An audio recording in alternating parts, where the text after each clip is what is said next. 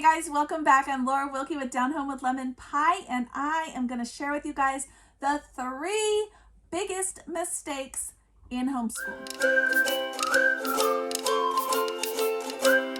All right, guys, welcome back. I'm Laura Wilkie with Down Home with Lemon Pie, and this is Homeschool Fellowship Friday. I want to share with you guys, there are so many times that I have made mistakes in homeschool. And these are my top 3 that, when I go back and I think about the years that we've been homeschooling, we have actually been homeschooling since my oldest was 4. She is now in 7th grade. So she is almost 13, guys. And over this time, let's be honest, we've made mistakes. Things that we thought were right or that we started doing and then changed. And some of those are the ones that will really tear down your homeschool. These are the ones that if you do these, you're going to just basically, you're probably going to see a breakdown in your homeschool and in your relationship with your children. So I'm going to go over these, guys. I only have 3. So let's get started. The very first one is, do not let your curriculum rule your life. Not only your curriculum, but this goes for your school day. In homeschool, it's so easy, guys, to get that curriculum and it has what you need to do each day and to just feel like that is written in stone. And like if your children do not learn these subjects in this school year, or they don't learn these subjects on this day or at this age or level, that they're not going to be able to be successful in life. We as homeschool mamas need to remember that homeschool is more, it's not school at home. It is an entire lifetime of education. It is a lifestyle. It is taking things throughout your day and bringing them into your learning experiences. It does not have to be exactly what's written down on the paper. This is exactly why I usually don't use a curriculum, because it is a good guide, but it is so easy to let it become more than a guide and more like this is the rule of how we must structure and live our lives each day. And you know what? We did that for years. And it just tore us apart. It made our days miserable, because in our particular home, we would have times maybe when I was pregnant or we were moving or we had a new baby, and it was just impossible to get everything done that was listed. I went to my mother-in-law. She also homeschooled her kiddos, and she has so much wisdom. And what she told me, I continue to bring back to my mind over and over and over. And what she said was, you need to think of homeschooling as the entire journey. For example, the entire 18 years until they're considered an adult.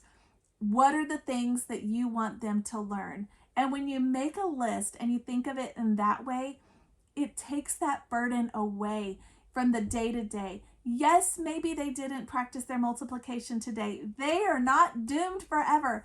Yes, maybe they didn't get their reading in today. It is okay. Homeschooling needs to be more about building relationships, building life skills, not so much about the people on top who have trained us when we were in public school, how things need to look and what you need to learn. We literally are drilling things into our children and like beating a dead horse when we do that. So we don't need to do that. When they've learned it, they can move on. We don't have to keep drilling it and drilling it and drilling it and drilling it.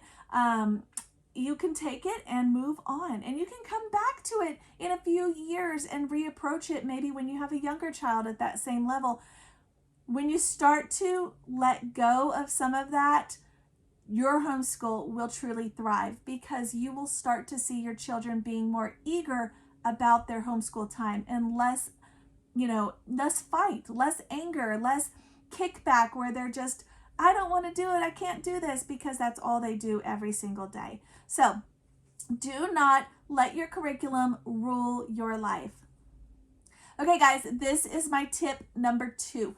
My the biggest homeschool mistake, number 2, is getting rid of the fun, taking the fun out of everything, because you are so focused on making sure they get their reading done, making sure they write their little short summary, making sure they do their handwriting or their copy work, making sure they do their math, making sure they do all of these things. And before you know it, the day is over, the week is over, and you have not done anything exciting.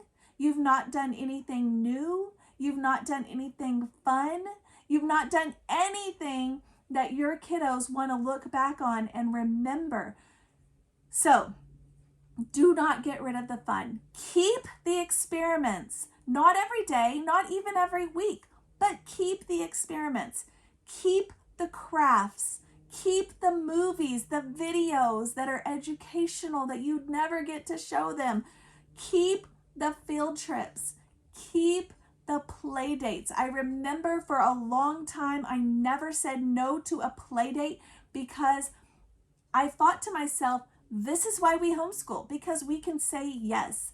And so I always said yes to play dates, no matter what they were or where they were. I always said, yes, we're going to go. And we went to so many play dates, so many. And my kids have such rich memories and pictures of them playing with all kinds of different people at all kinds of different places. And that is where you have fun. Keep your seasonal crafts. Even your big kids can do seasonal crafts and have a good time and enjoy that.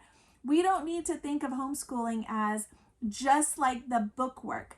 We need to think of it as, like I said, life skills, education at home. And there's so many things that are fun. Baking is school. Cooking is school. Making crafts. Sewing is school. Building a project together with wood and nails. Those things are fun and they are necessary for our children in life.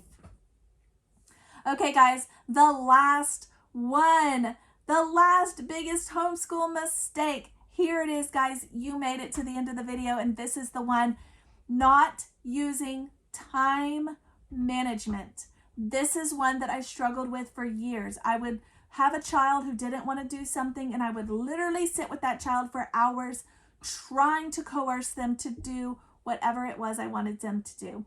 And they just wouldn't want to do it. They didn't want to do it. Or, you know, when you start getting into that disciplinary seesaw, I guess, where you're like, oh, well, if you don't do it, then this, and oh, if you don't do it, then this, and it just starts building and building and building and building. So we started using better time management, and I told the kiddos, this is the time that we're going to do these activities. And if these activities aren't done during their time, then the activities you want to do later also cannot be done during their time. For example, let me give you an example. For example, I would say you guys have 30 minutes to complete your math lesson, okay? If they sat there for 25 minutes pouting and complaining about how they don't want to do their math lesson, then they're not going to finish it. And by the time we're done with homeschool time, we would still pack it up after 30 minutes. Okay, it's time to move on. Now we're going to spend 20 minutes reading. They would put away their math and we'd move on to reading, whether or not their math was done. At the end of our homeschool day, I would say, okay, did you finish this? Did you finish this? And if the answer is no, then they don't get to do the things, the bonus things they want to do, which in our home is screen time, playing video games or watching shows. So they don't get to do those. So they still get to go outside and play. They need that running time. They need that exercise, but they don't get the bonuses, okay? So I made little time frames for each thing, reasonable time frames that they have time to get things completed. I have a whole video on our schedule. I will link it below, but I did it just a couple weeks ago. And yeah, it has all the things. So everything is spelled out exactly how long it's going to take and how long I'm going to allow for that, so that I'm not spending my whole time on it. Here's another thing. Sometimes my kiddo will give me a hard time. They don't want to do math, or they don't want to do reading, or whatever it is, and school time is over, and all of a sudden they see that they didn't get their screen time, and now they do want to do math or reading or whatever. I will give them time to redeem themselves and to come back to it. However, it is now on my time. So if I am in the middle of cooking, then they have to wait until I am done. If I'm in the middle of folding laundry, they'll have to wait until we're done. That teaches them that there's a certain time for each activity, and each activity needs to be completed during that time and not outside of that time. I'm not just sitting around waiting for them to decide that they're going to do it, and then, oh, now that you've decided you're ready, well, I'll just drop everything and we'll do it. No, it doesn't work that way. So use time management properly. This is a big one, mamas, and it's one that it is so easy to let get out of hand because you're looking at the schedule of all the things that you wanted to complete, and you can't get past step 1 or subject 1 or hour 1 or whatever it is. You can't get past it because your kiddo's not interested. That's okay. Maybe it's a day that you take an off day. Maybe just that child needs a day off, and that's okay. Maybe the whole home needs a break. Maybe everybody just needs to pack up and do something else. Maybe a quick fun time at the park. Maybe there's something else, but I would not let poor time management bring down our entire day. I've done that. I have done that, and it is not good. And it does not set up a beautiful atmosphere in your home for learning and being educated in your home. It doesn't set up a loving atmosphere. It sets up a battle and a fight. And we don't want our homeschool years to be remembered as fighting and battles. We want them to be remembered as fun and enjoyable. So do not make these top 3 biggest homeschool mistakes. What are your biggest homeschool mistakes? Leave a comment below, like the videos, share them, and definitely subscribe. I will catch you guys next time. Thanks for joining me for Homeschool Fellowship Friday.